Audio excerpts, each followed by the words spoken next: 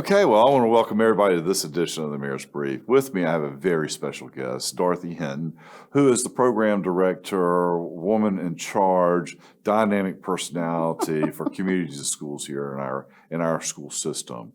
And so, Dorothy, welcome to the show. Thank you so much for having me. It's an honor and a privilege to be a part of your show this afternoon. So I'm excited about that. Well, I'm excited about what you're doing. And Yeah, well, thank you. So we've got to communicate that clearly so that everybody can understand exactly what it is you're doing. Yes. The impact that you really are making in the community. And because I think it is so important to the community. So I don't want to take your thunder. Why don't you tell us a little bit about communities and schools yourself, and then maybe we can just kind of follow through with a number of questions from there. Okay, that sounds good. So I am Dorothy Hinton. I'm the Executive Director for Communities and Schools of the Rocky Mount region.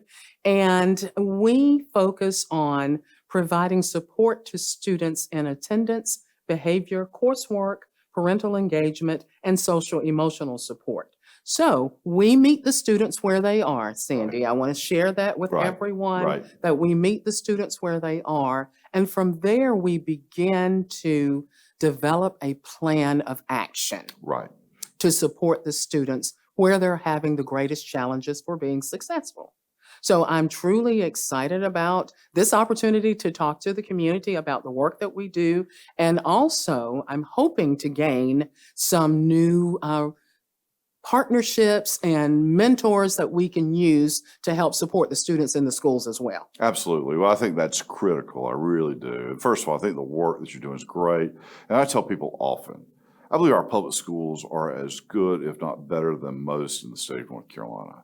Yes. What we are not doing as successfully as perhaps we could is making sure that the population attending school are all at the same place of being able to learn. What I mean by that, if you're couch surfing, if you're insecure about food, if you're insecure about a lot of things, and you're in an unstable environment, you're not going to concentrate at the same level when all those other things are provided, right? So that's where maybe we're dropping the ball. And I know that's not the school system's job. Right. So, but that's where you kind of become part of the bridge, right? So it's identifying folks who may be there. Maybe it's identifying folks who have other needs. Right. And saying, now, what is it going to take for this individual to maximize their educational opportunity provided for them right here and there? Absolutely. And so, when I said we meet the students where they are, it's exactly that starting point, no matter where the starting point is for the child. And as you mentioned, whether it's a food inequity, whether it's an economic inequity, often cases, we are able to grow relationships with students. That's what it's about, is building that strong relationship so that students have someone that they can trust. One of the key reasons that CIS is successful, and I didn't mention to everyone, but we are a local, state, and national organization. So nationwide, we serve over 2.5 million students in 26 states in this country. Okay, in North Carolina, we serve over 150,000 students in North Carolina. And so right here in Rocky Mount, we are in 10 schools, and we service over 500 students that we case manage. And in addition to that, we are providing whole school supports or opportunities for the entire school population to gain some enrichment through the services that we provide. So in the course of a year, we serve about 12,000 students with the supports that we provide. But getting back to those students and meeting them where they are, and the key is building that relationship. Oftentimes, the students see the student support specialist, which is that individual in the school, as a caring adult that they can trust, that they can rely on, that they know they can share information with, they can open up and begin to gain that confidence in the individual, and all the while that individual is working to support that student. You said it very clearly. A relationship really is everything. Absolutely. And let me tell you, my mother says that to me repeatedly, and I've said this before, but relationship is so important that Jesus Christ died for it. That's right. So when you sum it all down, it's that important. And we Yes. don't normally think of it in those terms. We don't normally think of it in our hierarchy of importance, but from a support perspective, unless I have the relationship, somebody's willing to build me up, or somebody's willing to pull me along, or someone cares about me, or somebody has an expectation of me, those things matter in my performance, or at least they did for me. Right. And I'm very fortunate that I had the mother and father that I did. I wouldn't trade them for the world, and I'm so grateful that when I picked them out of the catalog, it worked out so well for me. You and me both, because I'm He's- pretty excited too about the ones that I had. Absolutely. But that's the key that's so important. So, you talk about case managing 500 students and then it swells to much larger. So you probably need to break that down a little bit, what that means. So if I'm being case managed, I'm assuming, and of course it's just a healthcare background, that you've got an interdisciplinary team. And that might include, I guess, in your world, a teacher, may include a social worker, may include, who knows what else. Right. But then you're looking at it and say, okay, well, this individual could be more successful if we provided 1, 2, 3, whatever 1, 2, 3 might look Right. like. And so you're around the table, the teacher says, well, I can do this. Social worker says, well, maybe I can do this. And then that's provided for the student. And I'm assuming then that you measure the performance. And I think that's really key for folks to understand. You're not just doing this to feel good. I mean, you are. I mean, it is a feel You are, good. but Yeah, it then does you feel are. good. But you're measuring this and you're taking something that seems so subjective and you're really able to measure it. So talk about that, because I think that's important for a lot of people. Absolutely. And really I what we're talking will. about today, we're talking about getting you investors in this Yes, program. absolutely. So we do have exactly that, a school support team. Sandy, you know a lot about CIS. I am so impressed. But we do have a school support team, and on that school support team at each of the individual schools. Now, we know that there are, I think, 29 schools in Nash County Public Schools, and we are in 10 of those schools. So a lot of that has to do with funding, and we may talk about that later on. But in those 10 schools, there is a student support specialist at each site, each school site. They are a part of what we call a school support team. Could be a principal. Oftentimes it's a principal or assistant principal on the team, as well as those individuals you mentioned. Everyone from a teacher, it could be a custodian, it could be a data manager, a social worker, a counselor, everybody in the school, surrounding the school or supporting the school. They are there. They see things about the kids that they can share that someone else may not know. And so for CIS, it's important to have a well-versed team when we are looking to see who those students are that have some of the greatest challenges for success, and how we can begin to do assessments and implement strategies to set goals with them, and then also using evidence-based interventions to move the needle for those students. Sure. And you're exactly right. The data is what drives the train. So we do this work because we care for our community and our children, and we want them to be successful. It's an empowerment Right. It thing is. that we want to empower the young people in this community, because we know that, I know I can't work forever, and I don't imagine that you want to work forever, but it's about building the community up and building those students up so they can be equipped with the skills that they need to take their rightful place in the community, being a positive citizen. Well, education is the key to the empowerment. It really, Absolutely. really is.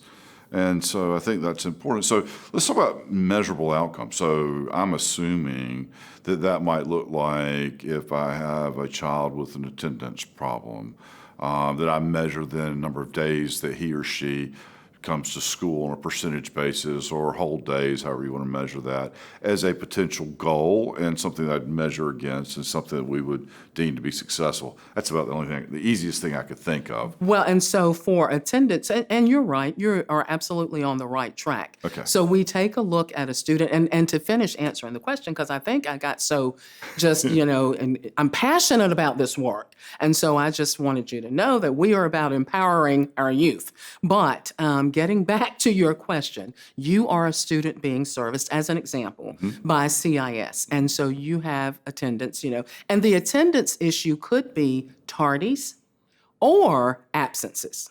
Okay, so it could be either one, right? And what we look to do is, first of all, we look at the data from the previous year to see why we are at this point that we're around this table with our support team and we're even discussing Sandy and how CIS can support Sandy. So let's say last year Sandy missed 40 days of school in the school year.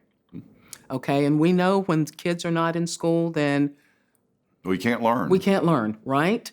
So the goal for CIS is to progress Sandy along, not quickly, but at Sandy's pace, setting goals that are reasonable, that are measurable, SMART goals. They're specific. So we're going to get specific with Sandy to say, okay, Sandy, in the first 9 weeks, we're going to break it down into, as small of an increment as we can. We know that last year you missed 40 days in the year. So our yearly goal might be 30 days, 20 days. That's 20 more than it was the previous year, right? Which means I've been exposed to 20 more days of material. 20 more days of learning. So begin in the first 9 weeks. This 9 weeks, let's just see. Maybe we're going to say miss no more than 4 days, 5 days, right? And what the support specialist also has done is they've taken a look at last year's data to see, was there a specific period of time in the school year where the bulk of those days were missed by Sandy? Okay. So that could be related to lots of things. Lots of things. The parent in my household may have, had to work more shifts during that period of time. Right. I mean, lots of reasons could Right. cause that, but that's fascinating to drill it down to that level of Absolutely. specificity so that you can actually then begin to anticipate what might be a challenge. Right. And from there, then the support specialist, once the goals are set, and all of our students are consented. That's the thing that I want to say. We must have parental consent to work with students in the schools. It's not that we just go in and begin providing supports to students without the parental consent. That's pulling that parent into the school setting as well, and in a different manner than something dealing with behavior, maybe. Right. Oftentimes maybe parents have not had the best experience in a school setting themselves. Right. And so we take a different approach, but we want to consent all of our students. So there's a plan put in place for that child, and we are monitoring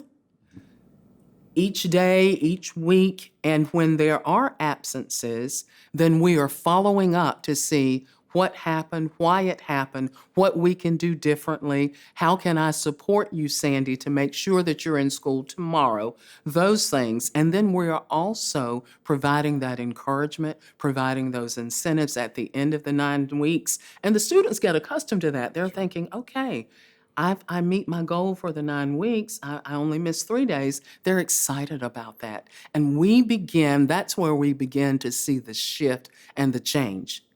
And the student doesn't even realize, okay, well, I am in school and I am learning some things, in Mr. Jones's class or Miss Smith's class. And those are some things that I'm really interested in. And from there, that begins to just grow. Success that begets inspiration. success. Absolutely. What I'm hearing you're really doing in all of this, you're forming a relationship and you're setting an expectation for an Yes. individual. Yes. And it's been my experience in my own life. Where people expected certain things of me, I would rise to the occasion, even if I didn't necessarily want to do it. Right. But it was as much as I wanted to honor the individual, if I had enough respect for them, to try to hit those levels. I wouldn't have chosen to do it on my own. But a lot of times it's the difference between success and failure. Right. And so that's what I want to bring home to folks. It's still about that relationship. It's still about managing that expectation. And success begets success. And you begin to show folks the value that they have within themselves. Absolutely. So I want to know, what is it like when that light bulb goes off? I mean, so if I've been underperforming and you kind of get me to that place that Mr. Jones's class, I've gone from a C student or D student to now I'm starting to make a few Bs. So now I know that I can do it. And now, and then people get excited about that. So what is that like? I mean, it is so amazing for our support specialists to see when that light bulb goes off and when they're getting those results and how proud the students are of themselves.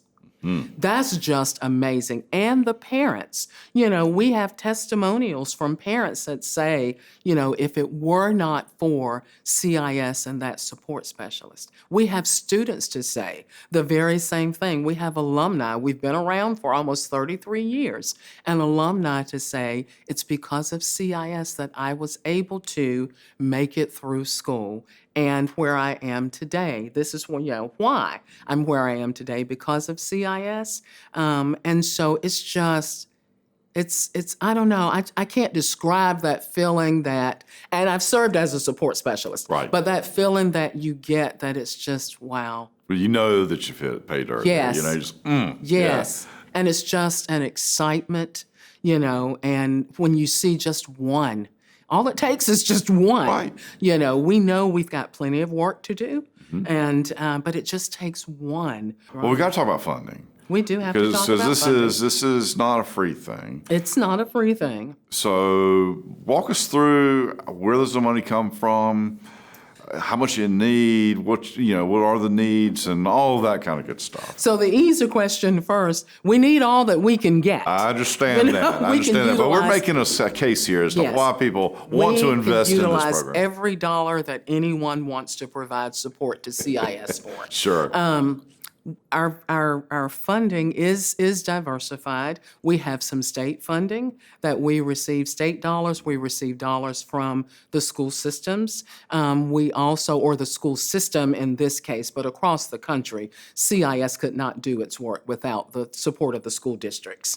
We also receive private funding from corporations. We do campaigns, fundraising campaigns that, we raise funding in that manner. Also, there are grant opportunities. So if there's anyone out there feeling philanthropic and you have, a cool $1,000 that's just, you want to provide some support somehow, we are right on the corner of Pearl and, what's this, Western? Nash. Western. We're right on the corner of Pearl and Western. And so those are the ways in which we get funding to provide the support that we do.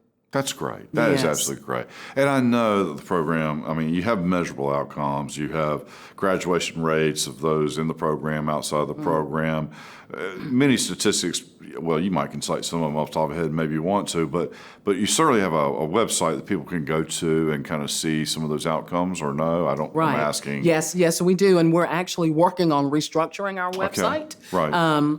But actually, people can go to www.cisnc.org, and they can click on CIS of the Rocky Mount region. And so they can get some of those results there. But just to share with you a couple of data points, we finished the 1920 school year with a 97% graduation rate. So those students that were a part of the CIS program, 90, and the 5 high schools, because we're in 5 high schools. Sure. That was our graduation rate.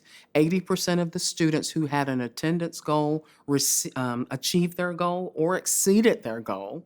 And also with behavior and with coursework, we're at 85%. And so each year we begin with a goal of at least 80% of our students. If we're going to do this work, then we need to we set our standards pretty high. Some people may say they're not high enough. Yes. In the perfect world, 100%. We're getting there. We've still got room to grow also, right? But 80% is pretty doggone good. I think the real point is this is an investment in kids. It's an investment. And you're measuring a return in terms of the outcomes. Yes. So it's not just, while it feels good, it's not an exercise in feel good. It's an exercise in how do we develop young people Yes. so that they can be the best that they possibly can be, take advantage of the opportunities that we present them, and really thrive in that, because that becomes the gateway to all kinds of opportunities in life. Right, absolutely, it does. And I'll tell you, in talking about our seniors, many years ago, it was before me, there was a scholarship fund that was developed also. So CIS Rocky Mount provides a last dollar scholarship for those students who are interested in pursuing a college career.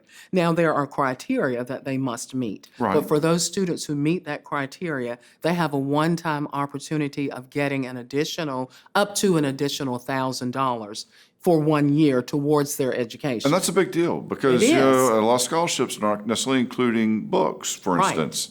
And books are expensive. And if They I are. recall, the exchange rate wasn't very good. I paid felt like $1 in, Yeah. and I got back maybe 25 cents. 25 cents, right? Maybe. Maybe, right. So the $1,000 goes a long way It does. toward helping a does. kid be able to get that undergraduate degree. And then it's also, Sandy, not all about give.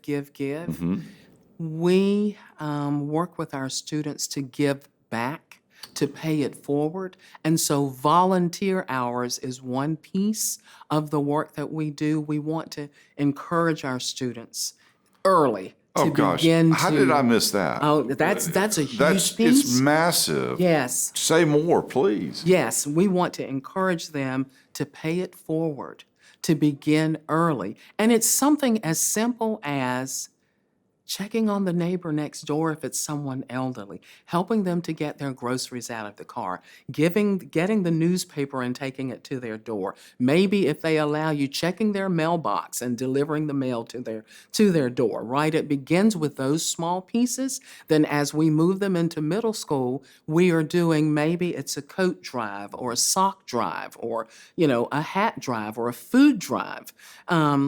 And I'll get back to the Williford Resource Center in sure. a minute Yeah, because I yeah. do want to mention that. And then in our high schools, it could be volunteering at a nursing facility or, through the hospital or some of those other opportunities. And it's also helping the younger kids.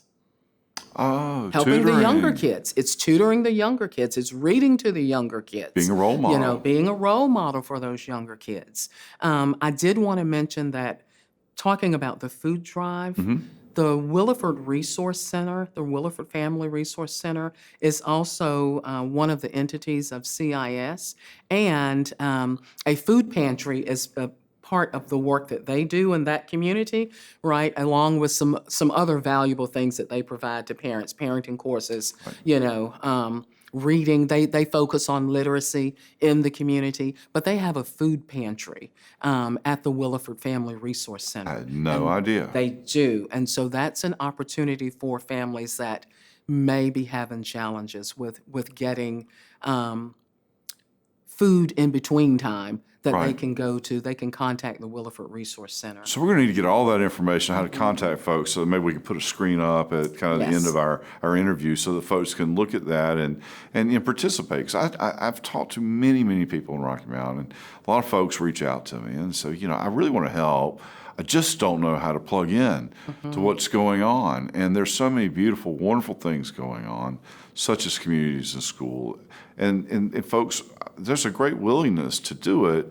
It's just coordinating all that. So Right. if I can be nothing else other than a conduit, I'd love to be able to do that. Right. And certainly a champion for cause such as what you guys are doing. Thank you so much. Yeah, we need all the champions we can get.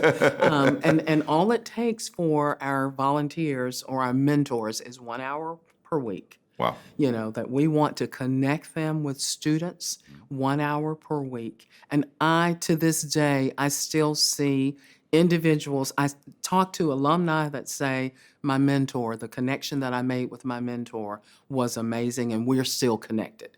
And I see the mentors and they say, yes, I was a mentor for many years and I'm still connected to the students, even though they're adults now. Right.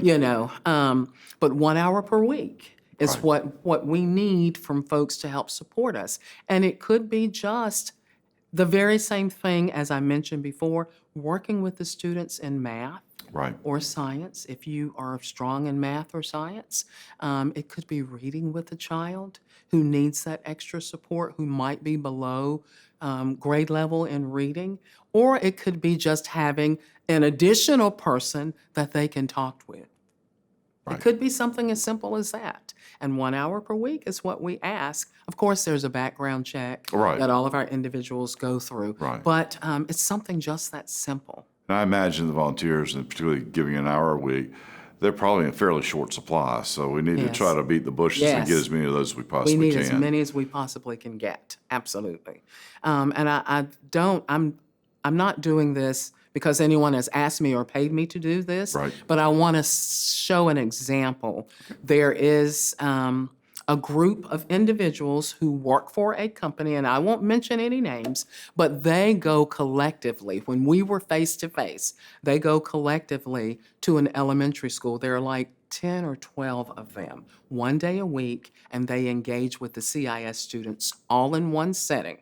Right? It was a beautiful thing when that was happening, and I know that we've got to work through this pandemic, and I know it will happen in God's time. Right. And when we are able to make some better decisions, and everyone's practicing the 3 W's and all of that sort of thing, and can truly show that we all value life. Let me get off of that. So anyway, when they are able to connect with those students in that setting, and they chose to do that. They felt like it would be more impactful if they are going as one group and connect with the Plus, students. it helps you sustain it, right? I mean, It if I'm does. going with a group, I'm going with a buddy, there's an accountability there that doesn't exist if it's just me. Right. All right, so I'm hearing the music play. They're telling us that the time is up. Yes. So what is the last thing that I haven't asked that you feel like would be beneficial to share with folks? Well, I just want people to know that Communities in Schools is in this community. Truly, we're in the community because it was an idea that someone had to connect the community with schools. Right. That's why we exist, and it was work well before me. But I That's think why you've taken we're it to a here. nice level, so you need to at least take a bow for that. Yes, thank you. But that we want to partner with individuals. We want to collaborate to support the youth in this community. Dorothy, thank you so much for coming in. I appreciate this. And gosh, I feel like we could talk for another 5 hours on this. Absolutely. And just to look at your passion is exciting to me. I get pumped up every time. Thank you for having me.